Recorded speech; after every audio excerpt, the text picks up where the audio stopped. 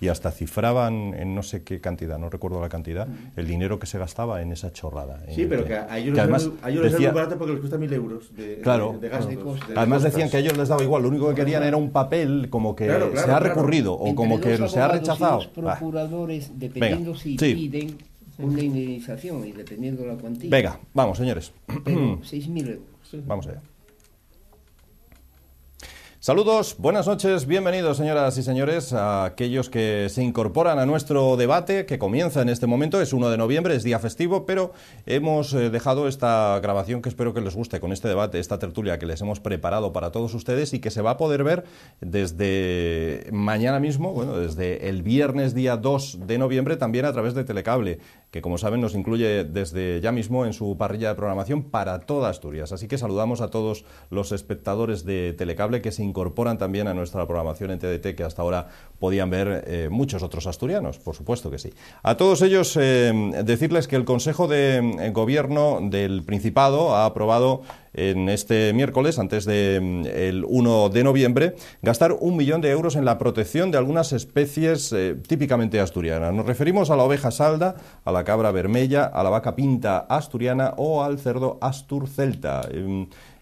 A Gustavo, bueno, esto le gusta especialmente esta cuestión, la propone de hecho como debate en este día, un día en el que además podemos hablar de otras muchas cosas. Por ejemplo, que una firma gallega ha sido la primera en toda España en decidir boicotear a una empresa por ser catalana, y además es que no se ha cortado un pelo, lo ha dicho textualmente, les ha devuelto un fax diciéndole voy a rechazar sus pedidos porque ustedes no quieren nada con el resto de España. Es curioso.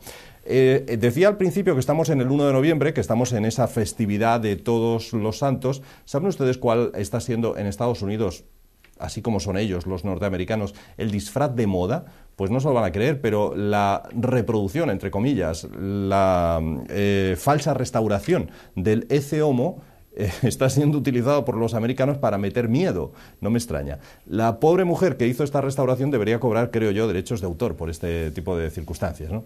Bueno, Gustavo, bueno, buenas noches, hombre. Buenas noches. Que le gusta, digo, especialmente lo de la oveja salda, la cabra vermella, la vaca pinta asturiana. Sí, ¿no? es sorprendente porque gracias a los ahorros que va a hacer el gobierno del Principado, pues fusionando fundaciones, fusionando entes que estaban duplicados, chiringuitos algunos, etcétera, pues han logrado librar 1 millón de euros para potenciar este racismo astur animal, pues que tanto les gusta.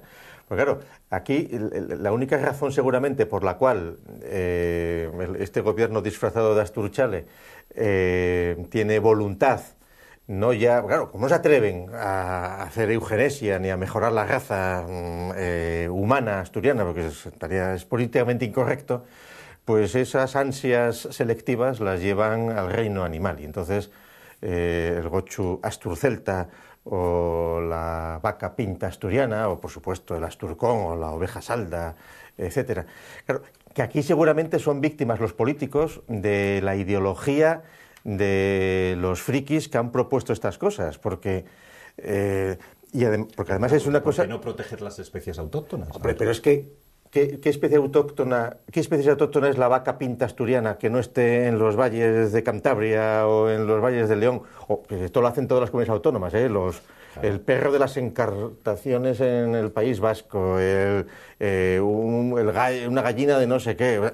Claro, aquí lo que manda es el nombre, porque si el gochu fuera celta, no, ahora no, es gochu asturcelta. Es decir, aquí ya Linneo era un pringao y aquí los zoólogos no tienen ni idea, porque aquí, pero a cosas así se han llegado, las denominaciones de origen, todavía si fuera comercial, pues dice la sidra asturiana, vale, chapó. Para que nadie lo utilice, claro. Bueno, vale, aunque todos sabemos que las manzanas vienen de Polonia, de Portugal, de donde sea, pero porque si te pones estupendo y dices, no, vamos a hacer sidra asturiana con manzana asturiana, no hay sidra. Botellas, sí. Ahora, la oveja salda, pues francamente no ha logrado entrar en los restaurantes porque por lo visto la carne no es especialmente sabrosa. Los asturcones es un problema el que hay planteado. Había 80 asturcones hace 30 años cuando se hizo el protocolo, Ahora hay 2.000 y los asturcones ni regalados los quieren. No los quiere nadie. No, nadie. A ver, quiere decir que, bueno, en una sociedad de bienestar donde nos podemos permitir el lujo de tener asturcones materos, pues muy bien, queda decorativo para el turismo, es necesario, ¿no? Es necesario, pero está bien.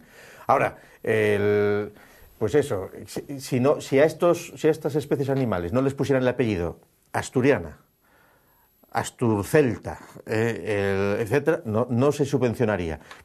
Con lo cual, fíjate, simplemente que aunque dijeran vamos a subvencionar a la especie, poner el nombre en latín, variedad tal, pues ya se fastidió, ¿no? Nadie lo paga, porque la ideología que hay detrás es muy peligrosa. Es decir, que el gochu celta, que el celtismo aplicado al... Y dices, no, celta no, asturcelta, todavía peor. Eso es una cosa tremenda. Ahora, quiere decir que la economía no va tan mal. Habrá desahucios, superamos los 100.000 parados, pero 1 millón de euros para esto, pues está bien. Alegría. Bien, Roberto. Bueno, yo discrepo totalmente con mi compañero. Vamos a ver, a mí 1 millón de euros no me parece muy exagerado para conservar lo que podríamos llamar la fauna asturiana, aunque... Fauna doméstica. Sí, doméstica. Yo pienso que es importantísimo mantener valores de vida. Valores de vida es importantísimo. Y la inversión de 1 millón de euros no me parece para nada exagerada. Cuando hay un despilfarro con chiringuitos, empresas y todo lo demás, que ahí sí que se podría ahorrar mucho dinero. Yo comparto totalmente esta política. Yo no creo que sea una política demagógica para recaudar votos, sino es una política para conservar todo lo que puede ser la fauna asturiana. Y me gustaría que se extendiese, además, aunque nos costase otro 1 millón de euros, para prohibir las corridas de toros en Asturias. Eso, francamente, es bueno, así. al paso que va se van a extinguir solas, porque la plaza de toros de Oviedo está que se cae, ya no se utiliza desde hace tiempo, y Gijón solo en Begoña, ¿no? Exactamente, y las subvenciones con que cuentan las corridas de toros, si bien en Gijón, una vez, yo recuerdo hace muchos años de la que yo llegué a Gijón, luchábamos contra las subvenciones por parte del Ayuntamiento de Gijón a las corridas de toros. Y cuando tenían subvenciones les prohibían hacer publicidad en la Plaza Toros. Les quitaron, conseguimos que se quitasen las subvenciones, pero al parecer ganaron mucho más con publicidad. Pero ahora yo creo le siguen subvencionando las corridas de toros, por cuanto el ayuntamiento compra miles de entradas para luego regalar, si no, no habría nadie en las corridas de toros. Y eso nos cuesta mucho más entre Oviedo y Gijón, pero yo pienso que son las únicas plazas que existen. También lo hacen con el fútbol. Pero ahí los toros, ¿sabes que desaparecerían si no hubiera corridas? El toro es una especie que solo existe porque hay corridas. El toro bravo. Vamos a ver, estamos hablando precisamente de conservar el gochu, asturcelta y todo lo demás, y se puede conservar perfectamente el toro, aunque no es asturiano. Lo de conservar es que es muy peligroso. Sí. Mira, aquí han gastado muchísimos más que 1 millón de euros en conservar el oso asturiano. Y lo único que han logrado es irlos matando poco a poco. A uno lo sedan, a otro se les muere operándolo, al otro al ponerle un chip le entra una infección. Oye, no, llevan 3 en poco tiempo, ¿eh? Daños colaterales. Bueno, claro, pero habiendo como había media docena, es decir, parece que ya los científicos quieren jubilarse y decir, el oso asturiano, desde la prehistoria 2012, pumba, hacer un libro, encuadernarlo y se acabó, ¿eh? En ese sentido, no es la mejor garantía de conservación el meter dinero por aquí. Hombre, es el chocolate del loro, el 1 millón de euros, porque además es muy fragmentado y porque además la mayor parte de estas ayudas es muy poco dinero. A los de la Asociación de Ovejas Alda son como 30.000 euros, pero con el compromiso de mantener el libro del árbol genealógico, con los chips, da trabajo a mucha gente, ¿eh? Cada vez que nace un asturcón, van los veterinarios de la consejería, le ponen el chip. Antes la caja de ahorros colaboraba mucho en el asunto porque tenían la imagen, no sé, ahora con la nueva caja que va a desaparecer. Liberbank ya no tiene un Liberbank ya no dará un duro para los asturcones, con lo cual hay que apoyarlos. Sí.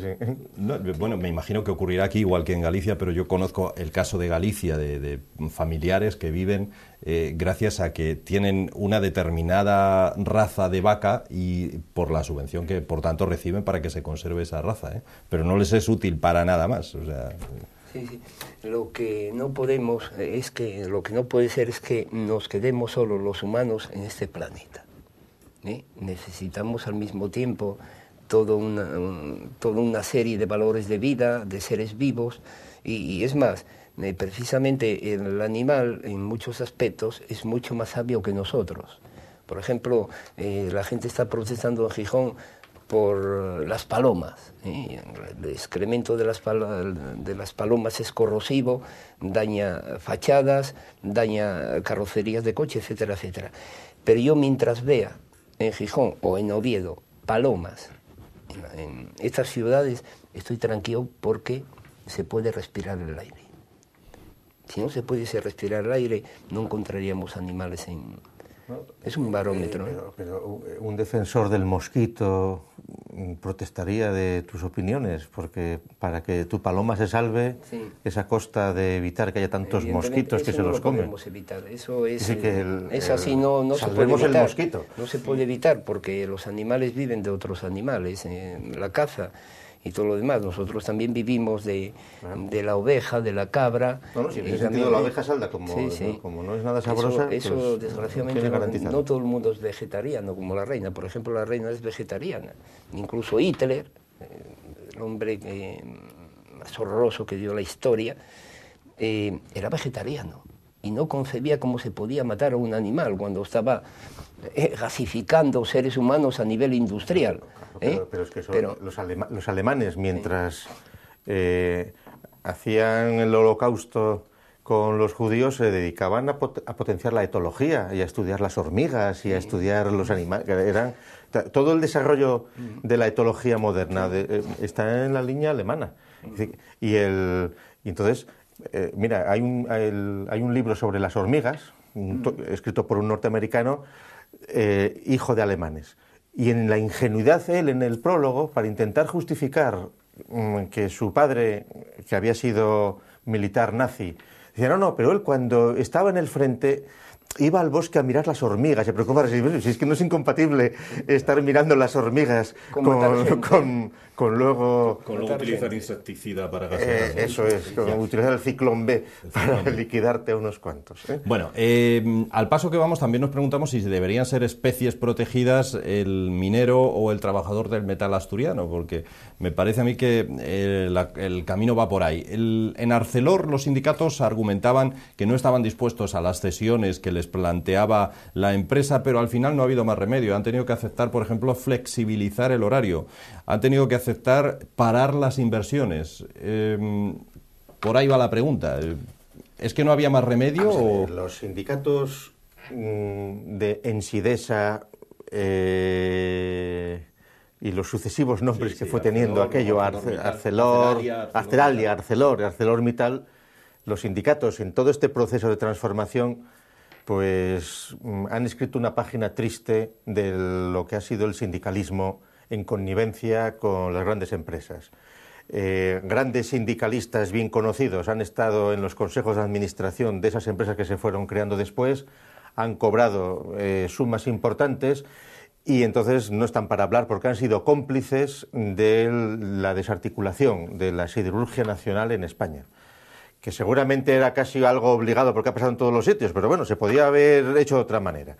Y entonces, los sindicatos ahora no pintan nada, es un elemento puramente decorativo. Y que vengan en plan perdonavidas diciendo, no, hemos transigido con tal nombre. No, es que la alternativa es que cierren y se van entero. Sí. Es decir, si queréis justificar ante los vuestros que tenéis algún sentido, pues vale. Pero es que yo creo que ya nadie traga con ruedas de molino. Pero imagínate que no hubieran estado estos sindicatos, entonces la debacle hubiera sido tremenda. Que no, hombre, que no, vamos a ver, no, porque lo niego. ¿No crees que los sindicatos dicen, es que los empresarios son unos malvados que quieren deshacerse de los trabajadores. No, hombre, el empresario querrá tener cada vez más trabajadores en la propia lógica que analizan para explotarle más y para poder sacarle más la sangre.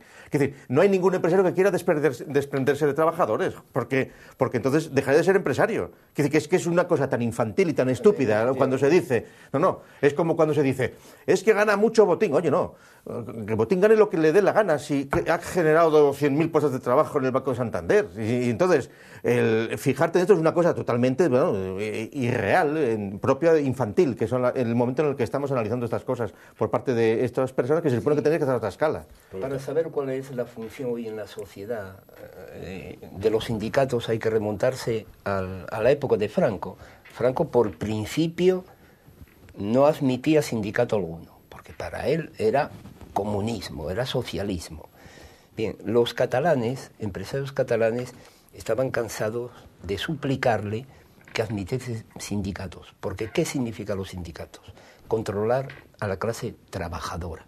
Y si nos remontamos a las huelgas mineras, aquí en Asturias, yo soy de la Cuenca Minera, de San Malangreo, y lo viví siendo un crío, eran lo que se llamaba huelgas salvajes. Sabían cuándo empezaban, pero nunca sabíamos cuándo terminaban. Pues bien, hoy con los sindicatos, lo máximo que se puede, a lo que se puede enfrentar un empresario es una huelga de 24 horas.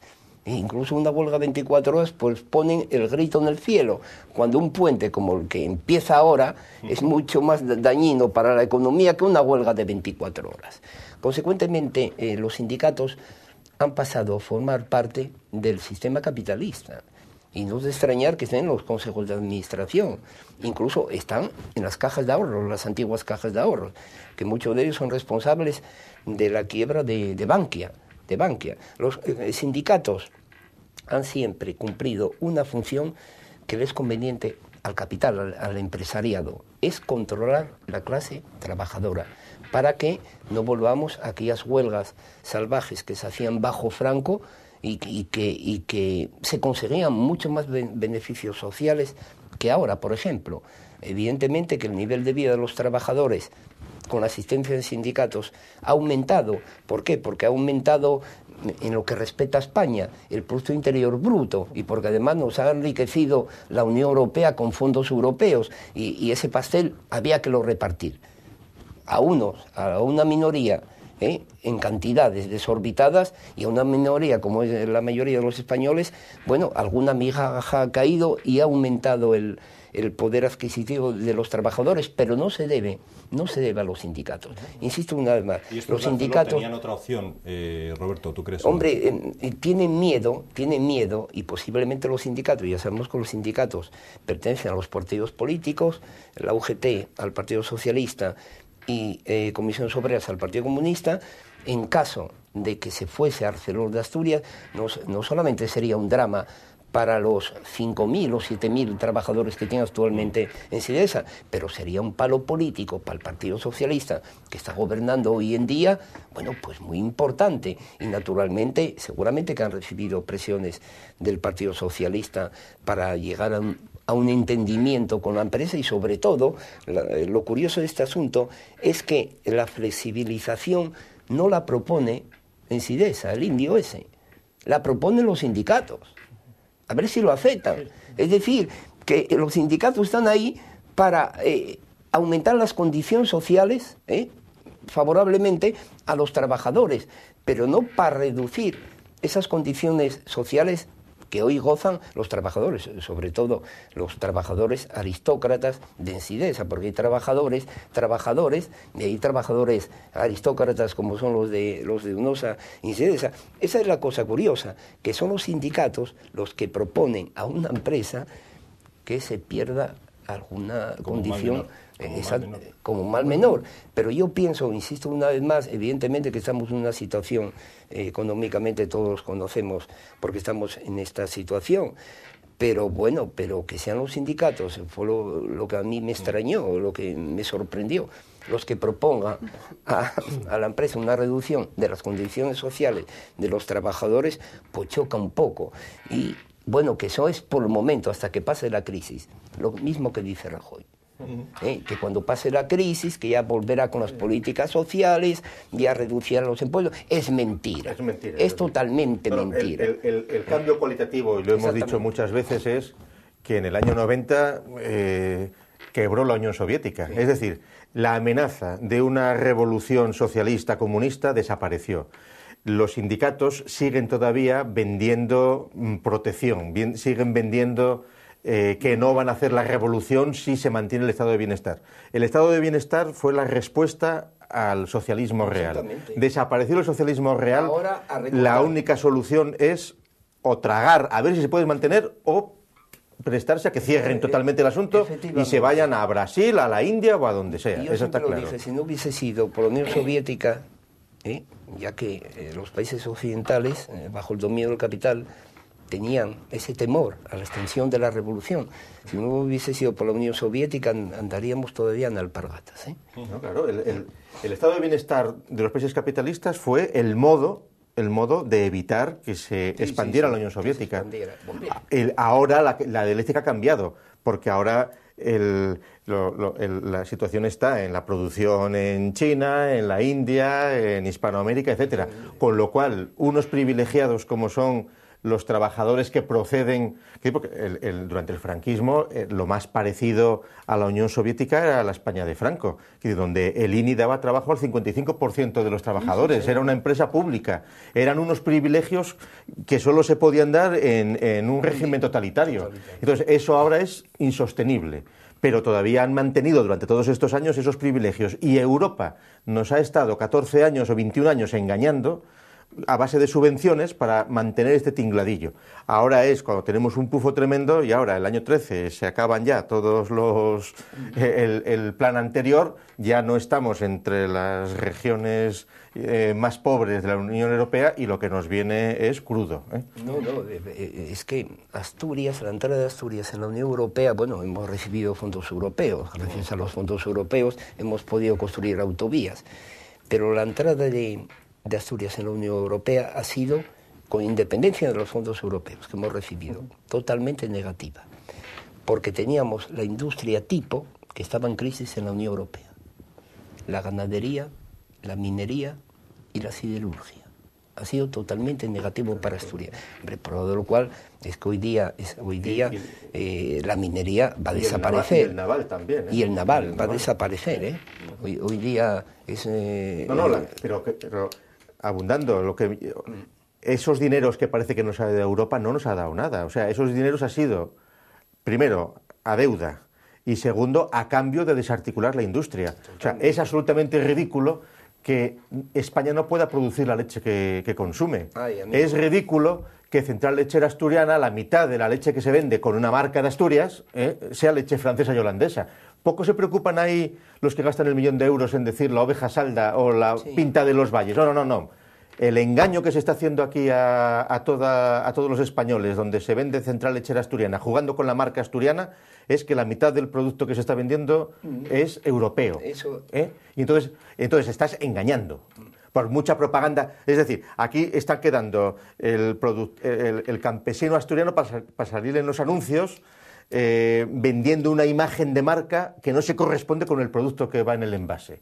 Esa es la tergiversación. ¿Y eso a costa de qué? De dinero para quitar las producciones, de comprar Europa a los campesinos que sacrificaban la vaca de leche, etcétera, etcétera, etcétera.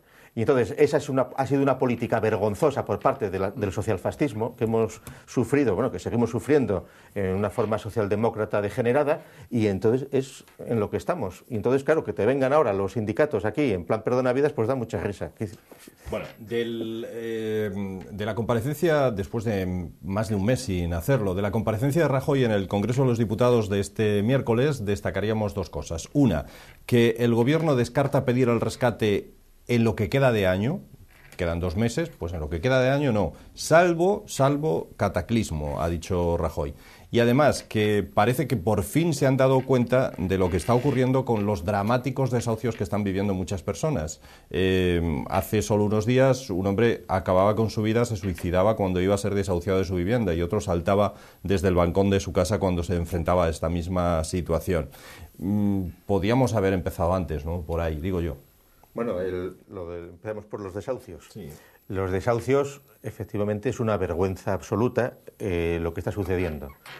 Pero, fundamentalmente, la vergüenza no es porque no haya que hacer desahucios, porque en muchos casos ha habido abusos totales de mucho listillo que gracias a que le daban un crédito fácil se ha metido a especular, a comprar otro piso, bien.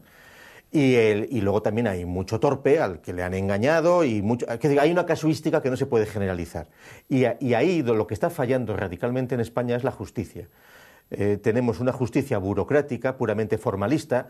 El alcalde Pacheco, cuando hace 30 años dijo aquello de que la justicia era un cachondeo, tenía una gran razón, porque los jueces, aquel famoso uso alternativo del derecho, el tener un poco de prudencia a la hora de aplicar las normas, no lo tienen.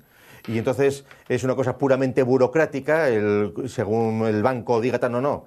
Es que en estos casos hay que articular lo que es las funciones de asistencia social, de estar preocupados de analizar cada caso particularmente, no por la burocracia fría de unos bancos insaciables o de unas situaciones absurdas, porque hay muchos casos. Entonces, lo que no tiene sentido, pero esto ya pasaba, no es de ahora. Es decir, yo recuerdo en la época del franquismo hubo desahucios por no pagar las letras de un televisor, en plan puramente formalista. Y entonces embargos, eran cosas totalmente absurdas, totalmente absurdas. Pero bueno, claro. En este caso te quitan la televisión, no te dejan sin vivienda. No, pero como ya debías y tal y cual. Los absurdos desde el punto de vista judicial son totales. En este caso, aquí, antes, bueno, tú que eres abogado, antes había unos mínimos que no te podían quitar en los embargos, en los desahucios. Y lo sigue habiendo. El Quijote, la cama y la silla o algo así era, ¿no? Pero claro, esto es un desmadre. Roberto. Vamos a ver, empecemos por los desahucios, porque es un tema hoy muy grave que hay en España. Bien, los partidos políticos están controlados por los bancos. El Partido Socialista le debe cerca de 20.000 millones de pesetas a los bancos. Cada vez que hay elecciones, pues van a pedir un crédito. Estamos hablando de créditos de 3.000 o 4.000 millones de pesetas que gastan en una elección. El Partido Popular lo mismo. Consecuentemente, y luego, pero la banca no regala el dinero así y no les pasan la factura. Creo que va a haber una normativa que prohíba a la banca no pasar la factura a los partidos políticos. Y, sin embargo, a una persona, una familia humilde que no paga la hipoteca, lo echan fuera. Bien. ¿Por qué la banca le regala dinero? Porque quien está financiando las campañas electorales a los grandes partidos es la banca. La banca, además, que reciben dinero del Estado por el número de diputados y concejales que reciben. Pero es fundamentalmente la banca quien financia a los partidos políticos. ¿A cambio de qué? Pues que les exigen en las listas, en puestos de salida, determinados personajes, determinadas personas, para en el Congreso de los Diputados o en un gobierno de un ayuntamiento controlar las decisiones que se toman en el Congreso de los Diputados o en un ayuntamiento. Y si el partido del gobierno, hoy el Partido Popular, saca una normativa que no les es favorable, yo conozco a varios diputados que han sido impuestos por la banca en las Cortes, conozco a varios. ¿No es una teoría de la conspiración? No, están ahí controlando, no voy a decir nombres, pero yo conozco a varios.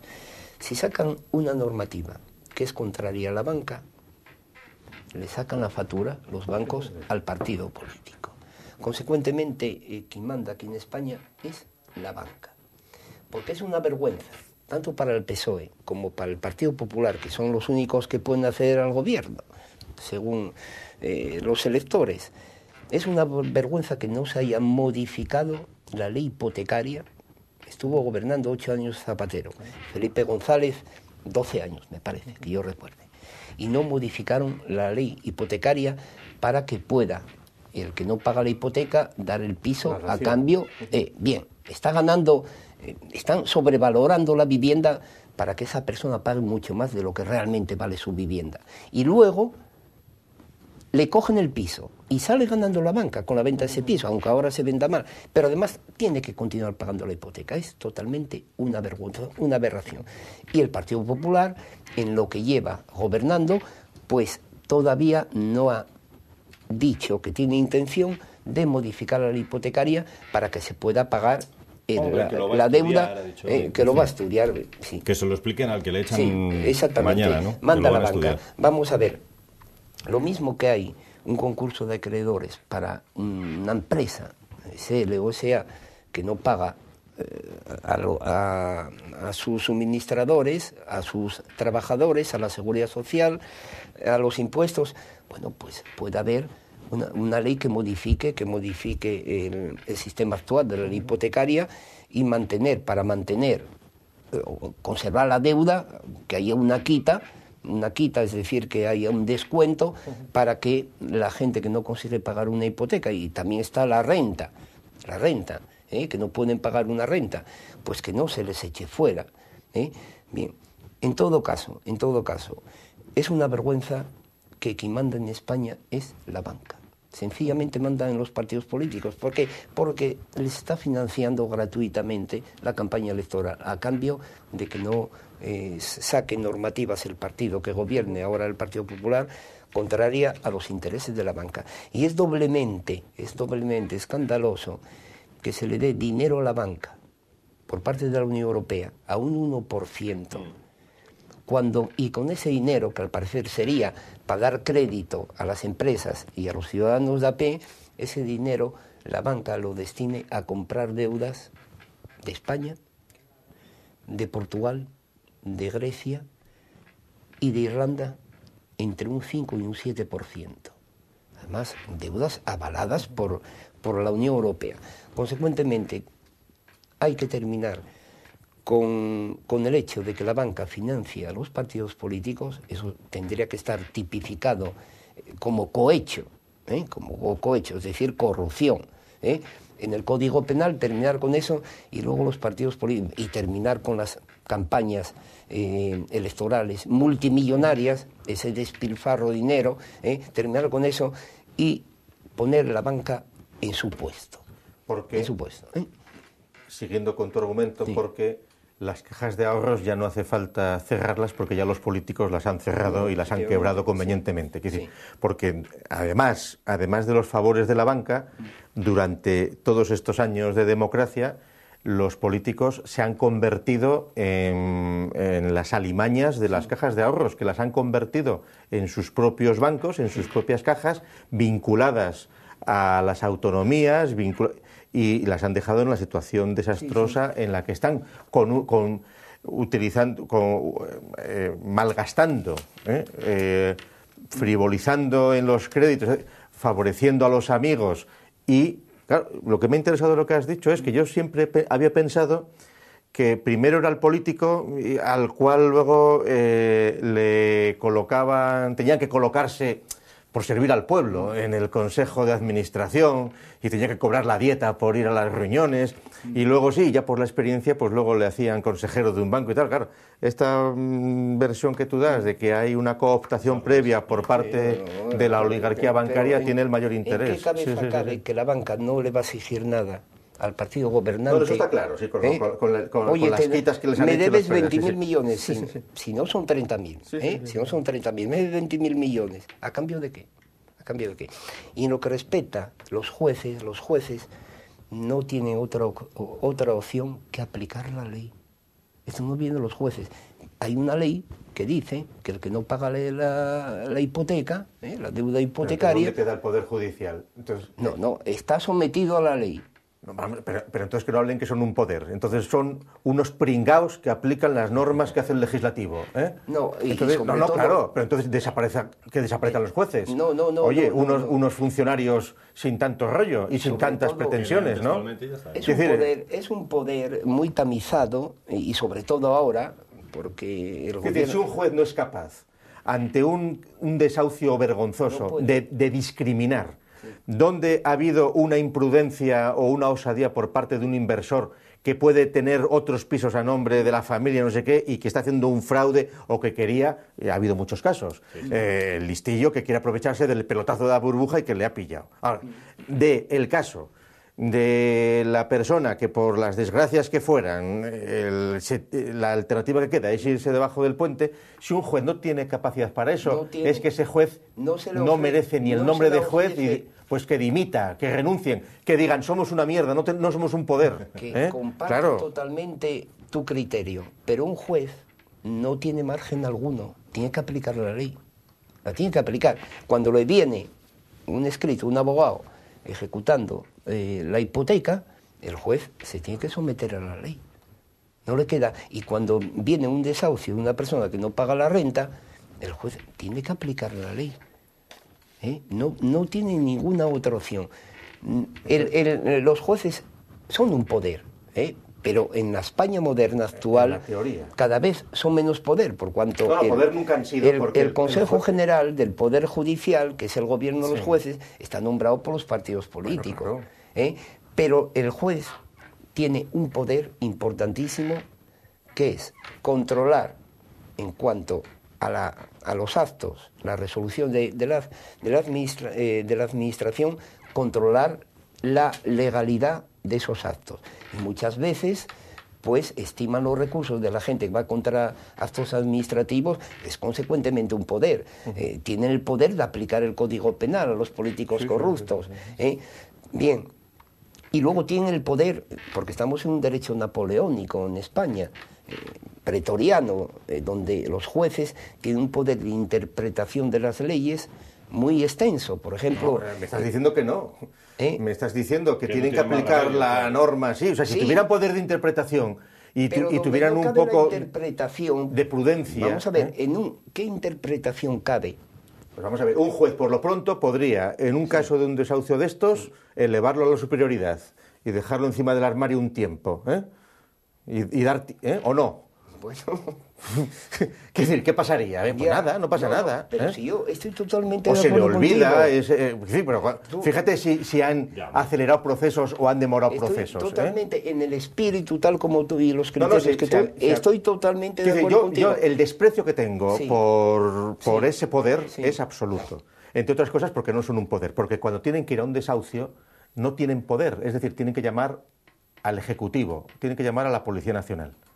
Entonces, un poder, si lo fuera, tendría sus propios miqueletes o sus propios corchetes para ir ahí. Una frase de Rousseau que decía que la justicia no es justa, porque estamos hablando, no se trata de justicia, se trata de derecho, pero Rousseau decía que la justicia no es justa, porque si fuese justa, no necesitaría de un poder coercitivo para aplicarla. Y ahora, lo que tú estás diciendo, que tienen que acudir Hombre, claro. Pero los jueces se tienen que someter a la ley. Se tienen que someter a la ley. Estaría bueno. Claro. No carguemos a los jueces una responsabilidad que tienen los políticos, pero si entonces, que tienen los legisladores. Pero si el juez entonces solo es el que aplica una norma mecánicamente, que desaparezca la mayor parte de los jueces. Es decir, un funcionario de cualificación media será perfectamente capaz de hacer ese crucigrama. Tiene que tener una preparación jurídica. Tampoco tanto. Es decir, que se la dan ya los abogados. Es decir, que está todo hecho. Está todo hecho. Es decir, esa toma de aplicar eso ya está todo medido. Es decir, eso lo puede hacer hasta un ordenador. Sí. Si tuviéramos que escribir en uno de esos contratos que nos ponen a veces para firmar delante los bancos, en los que figura esa letra tan pequeña que hay que sacar la lupa para mirarla, si tuviéramos que redactar el titular de esta noticia que les doy a continuación en uno de esos contratos, está muy claro. El gobierno anuncia que no va a pedir el rescate. Ese sería el titular en letras grandes. Pero claro, luego en letra un poquito más pequeña ya pondríamos este año. Y en letra aún más pequeña pondríamos salvo cataclismo, porque la frase el gobierno no va a pedir el rescate es que tiene cantidad de letra pequeña. Bueno, vamos a ver, aquí Rajoy está echando un pulso muy interesante a toda la cúpula de eurofuncionarios y europolíticos, porque aquí lo que se está discutiendo con el famoso rescate es quién va a ser el responsable del pago del rescate. Si van a ser los bancos, en el caso de que sean los bancos, el banco malo o quien sea, o si van a ser la deuda nacional, el gobierno, el Estado. Y entonces ahí es la contradicción que tiene Europa. Es la contradicción que tiene Europa, porque en principio aquí todos somos europeos, todo muy bonito, pero luego en realidad se quiere la responsabilidad de la nación. Y ahí es donde Rajoy está estirando la cuerda para que vean las contradicciones que tiene ese fantasma que es Europa, ese fantasma que es el euro, ese fantasma que es el Banco Europeo. Y en este sentido, como primero, no está claro que haya unanimidad para dar ese supuesto rescate, porque los países nórdicos no lo ven claro. Luego, te obligan a que seas tú el que lo pides y a someterte a las condiciones que te pongan. Y entonces, lo mismo que hemos hablado de los desahucios, que es evidente que el gobierno, puesto que no necesita el rescate, porque la deuda que hay en España es fundamentalmente de los bancos y es privada, no es pública. La deuda pública es importante, pero no a los niveles tan exagerados. Entonces, y luego la deuda de las autonomías, etcétera. Entonces, quiero decir que la política que está haciendo Rajoy ahí, yo entiendo que es bastante interesante. Y esta cadencia de la noticia está seguramente, quiero decir que es un ejercicio maestro de un gallego que está toreando al ganado europeo. Sí, yo pienso que si no pide el rescate, que va a terminar pidiéndolo, y nos está costando muchos intereses, con la emisión de deuda, sí. Si no pide el rescate, es para que no incumpla la única cosa que le queda por incumplir, porque le van a exigir reducir las pensiones en España, lo primero. No olvidemos que el saco de las pensiones es el mayor gasto que tiene el Estado español. Y ahí la Unión Europea le va a exigir reducir las pensiones. Es más, toda esta negociación, que hay una negociación entre el Estado español y la Unión Europea. El tripartito de Unión Europea, Banco Central Europeo y Fondo Monetario Internacional, no solamente la Unión Europea, es también el Fondo Monetario Internacional. Ya sabéis que esos señores de negro, uno representa a la Unión Europea, otro al Banco Central Europeo y otro al Fondo Monetario Internacional. Pues hay actualmente negociaciones, solamente que hay obscurantismo y no quieren decir en el Congreso de los Diputados qué condiciones nos exigirían si es que accedemos al rescate.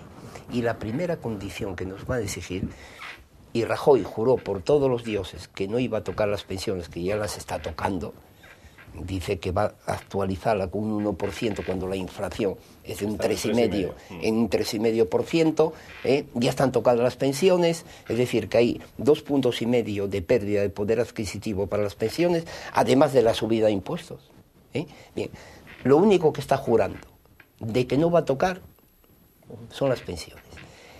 ¿Y por qué no pide el rescate? Porque lo primero que le van a exigir este tripartito, estos señores de negro, como se lo exigieron a Portugal y a Grecia, es la bajada de pensiones, porque es el más gasto. Y más cosas. Pero sobre todo, y más cosas. entre otras cosas, sobre todo. El despido de funcionarios. Exactamente. Y recortes autonómicos. Y claro, ya va para. Cierre de universidades, es decir, lo que han hecho en Portugal y lo que han hecho en Grecia. Lleva ya un año gobernando, y ya no le vale echar las culpas, que la gente está hasta el gorro de que le eche las culpas a Zapatero. Yo no soy zapaterista ni pertenezco a ningún partido, pero Zapatero no nos pudo meter en este pozo. También metió a Irlanda, también metió a Portugal, también metió a Grecia, también metió a Francia, incluso Alemania está a punto de tener recesión, porque los países consumidores, como somos nosotros, al bajar nuestro poder adquisitivo, aumentar el paro, pues ya no compramos productos alemanes, que la exportación en Alemania representa un 70% de la economía. Consecuentemente, Zapatero, que metió en dificultades también a Alemania, a Francia, a Inglaterra, Inglaterra está fuera del euro, a Portugal, a Grecia. Bien, entonces ya no le vale esa disculpa a Rajoy, ya no le vale esa disculpa. Y como tenga que enfrentarse a la opinión pública, bajando las pensiones, echando fuera funcionarios que ya les quita la paga en Navidad, por eso no pide el rescate, porque sabe las condiciones que les imponen y no comunica en el Congreso a los diputados, como debería comunicarle, a pesar de las múltiples preguntas que le están haciendo, no les dice cuáles son esas condiciones que nos impondrían este tripartito en el caso de pedir un rescate. Es por esa razón por lo que no pide, pero va a terminar obligatoriamente pidiéndolo. No, hay otras soluciones. Nos están costando, vamos a ver. No, pero podemos hacer, como dicen ellos, un default. Sí. Es decir, suspensión de pagos. Y nos vamos del euro. Y no pasa nada. Y no pasa nada. No, es que yo siempre fui partidario de salir del euro. La única manera para España de salir de la crisis es fuera del euro. Fuera del euro. Fuera del euro, siempre lo dije. Y que ha sido una locura la creación del euro, por gente irresponsable. No crearon las autoridades monetarias suficientes porque nos hacen perder la soberanía monetaria. Claro. Ya no tenemos moneda, la hay que pedir al extranjero. Increíble. No tienes ni banco central, ni banco, ni nada. moneda. Pero o sea, has perdido la soberanía económica nacional. Démonos cuenta la gente que hay metida en la política a nivel europeo, de lo más bajo que hay, intelectualmente y profesionalmente. Bueno, y unos ideólogos bien alimentados. O sea, unas camadas de eurofuncionarios cobrando lo que no están en los escritos, creyéndose un rollo. Otro de los motivos por los cuales los estados de la Unión Europea que están dentro del euro, porque hay de 27 países, hay 17 países que están en el euro y 10 que no están en el euro, entre ellos Inglaterra. Y otros que no, porque no quieren, los otros porque no les dejan. Porque no reunían las condiciones. Felizmente para ellos. Felizmente para ellos. Y para los demás. El euro, si ha arruinado a los Estados miembros que están en la zona euro, como somos nosotros, es por la carestía que ha supuesto las medidas sociales por el euro. Lo mismo que a nosotros. Se ha multiplicado la vida, nos ha subido ya desde la entrada del euro un 20, un 30% al Estado español, a las autonomías y a los ayuntamientos, también les ha aumentado el gasto de un 30% con las políticas sociales y todo lo demás. El euro ha sido una ruina para los Estados miembros.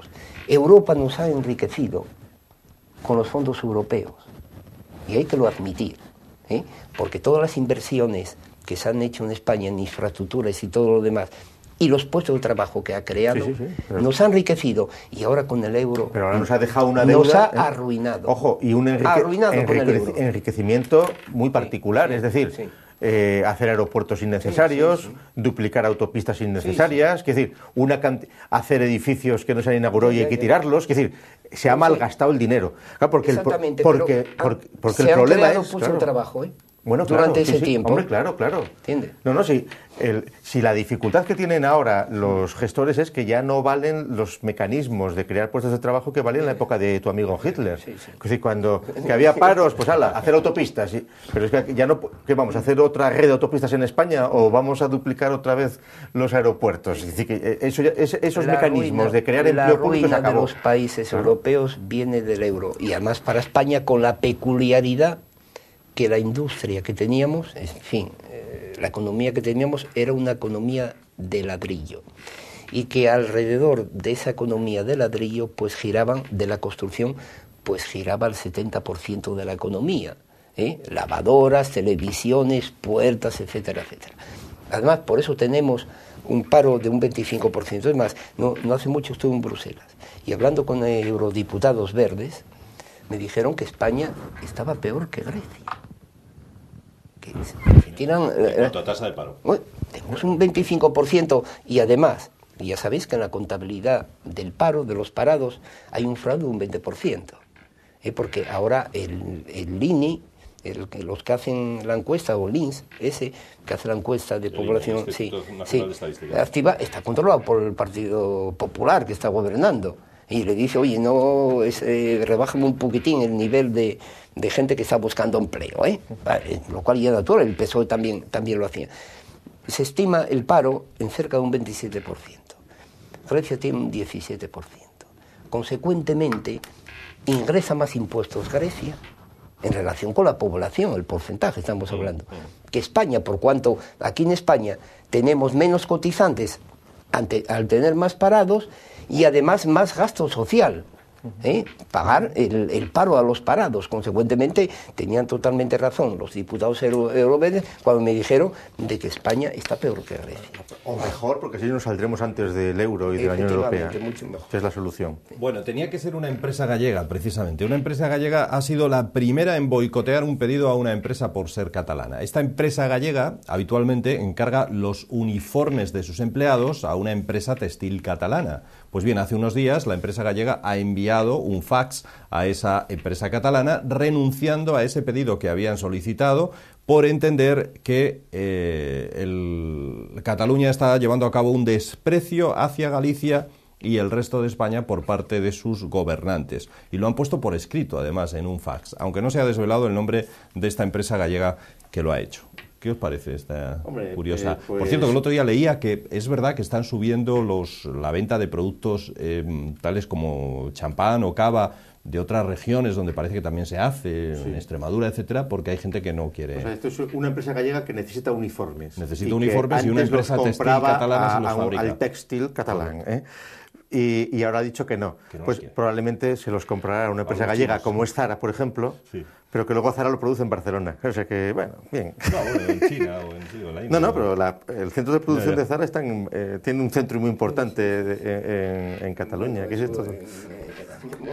Es totalmente anecdótico. En lugar de apagar el fuego, es echarle más leña al fuego que hay. Apagarlo con gasolina. Bueno, empieza una nueva contienda civil. No sé si será una nueva guerra civil por el momento comercial o una guerra de secesión, como se dice.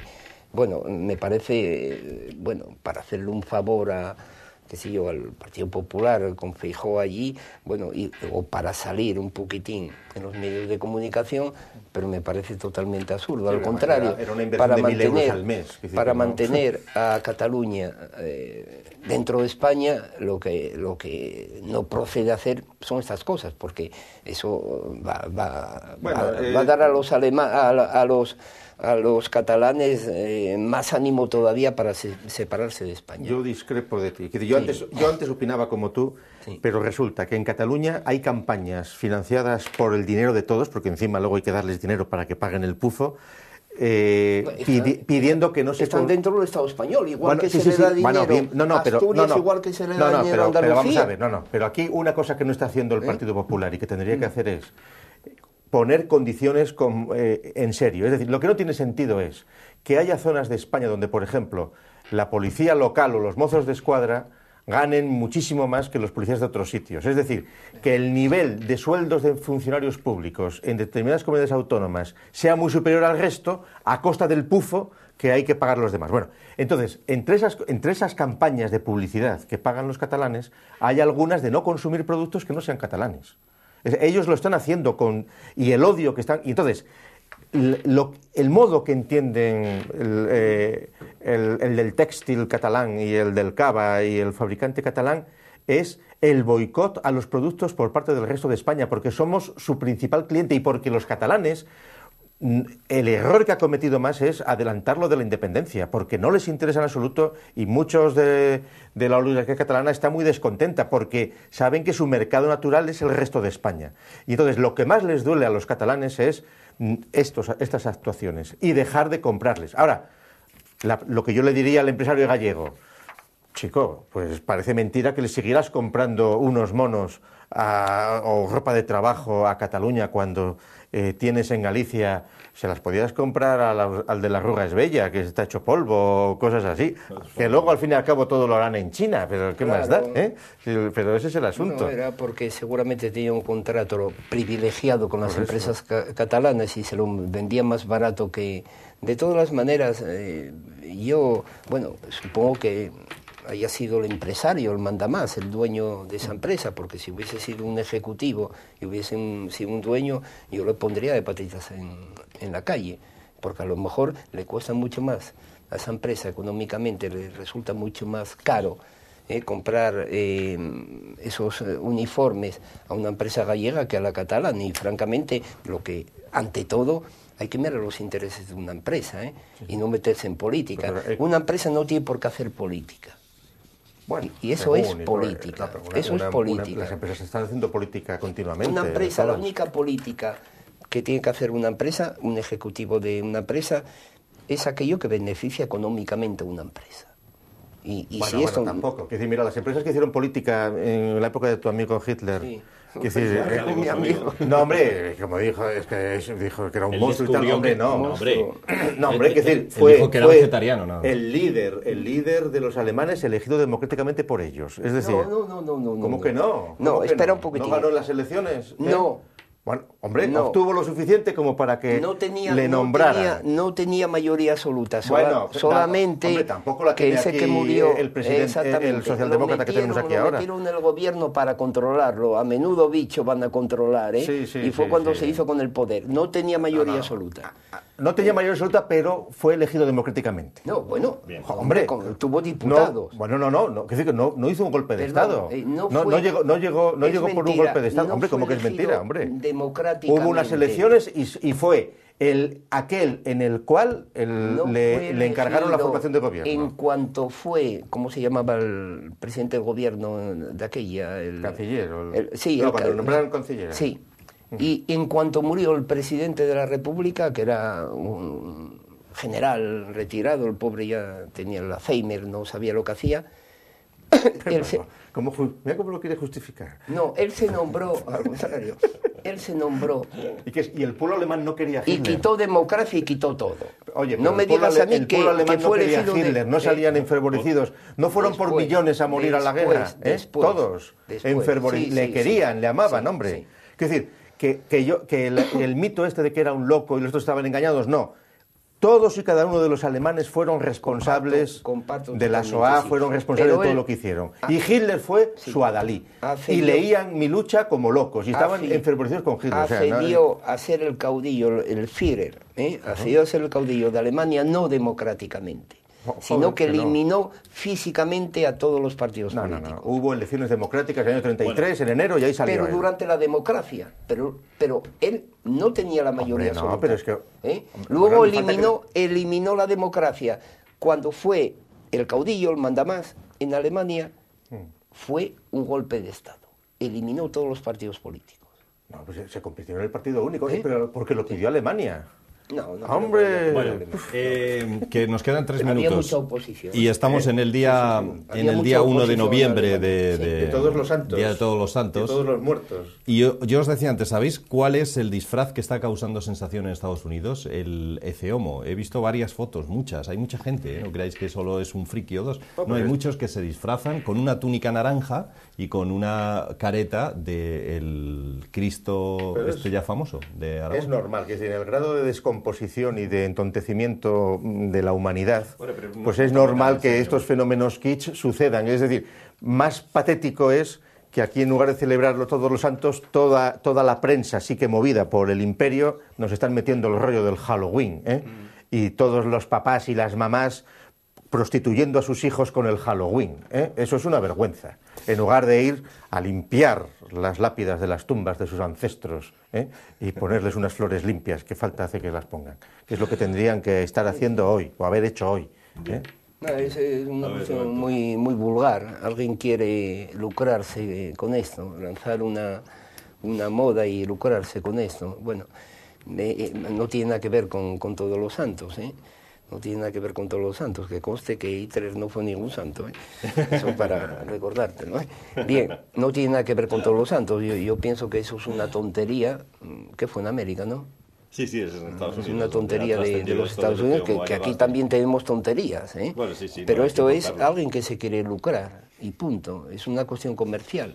Pero la pobre señora, esta, no recuerdo el nombre, que hizo la reconstrucción esta por su cuenta y que hizo tan famoso a la figura esta del eceomo, que es verdad, se parece a Paquirrín, se parece muchísimo a Paquirrín. Por lo visto, el mes pasado han ingresado 14.000 euros la capilla en la que está. Se tendría que llevar derechos de autor. Ella ha dicho que renunciaba. Ella le van a pagar el psiquiatra, y de hecho, pues oye, pero si... O acudir a los tribunales. ¿Cuánta gloria tuvo esa señora ya? ¿Qué más quiere? Acudir a los tribunales a reclamar derechos de autor. Y me gustaría ser su abogado. Sí. Se ofrece, Roberto, para esa. Sí, para la comisión. ¿Quieres ser su abogado? Hombre. Evidentemente. No, quiero decir Evidentemente. por ahí que esta señora, si tiene algo que ver en esto, bueno, pues puede tener un derecho a participar económicamente de lo que se saque con esta vulgaridad. Ella y también el fotógrafo que hizo las fotos. Y también el fotógrafo. El fotógrafo también. También Y el sobre todo fotógrafo. habría que luego pedir... Los principales responsables del lanzamiento de la noticia ha sido la casta de los nuevos clérigos que son los periodistas. Los periodistas son los que agitan esto. Quiero decir, a esta pequeña escala, pues tú mismo, al dar vuelo a este asunto, pues... Pero bueno, es un modo de entretener al personal si es necesario. La prensa tiene un poder, se dice que es el cuarto poder, pero para mí es el primer poder, la prensa. Todo el mundo teme a la prensa. Prueba de lo cual tenemos a Berlusconi. Pobre Berlusconi, hombre. Ya El ves. individuo este que llegó a ser Mira, presidente con el pelo de inyectado. Italia y no renuncia a Pues ello. Entonces, oye, bueno, volviendo a la prensa, gracias a la prensa. el que Bueno, modernizó, sí, perdón, sí, el que modernizó los medios de comunicación fue tu amigo Hitler, con la radio. Otra vez no, por favor. No, mira, la radio, la Leni Riefenstahl con los documentales que hizo y luego, por supuesto, el jefe de la propaganda política es un invento democrático nazi. Que nos vamos. Goebbels. El famoso Goebbels. Bueno, que nos vamos, digo, que no nos queda tiempo para más, señores. Insistimos en que desde este mismo día ya estamos en Telecable para toda Asturias, así que saludamos a los espectadores que nos ven a través de esta red de Telecable. Muchas gracias por la atención prestada, gracias a Gustavo y a Roberto, y nos quedamos sin tiempo. Volvemos ya el próximo lunes, por cierto, no con un debate como este, sino con un nuevo programa de deportes también en formato de debate que se va a llamar La Grada. Hasta el lunes entonces.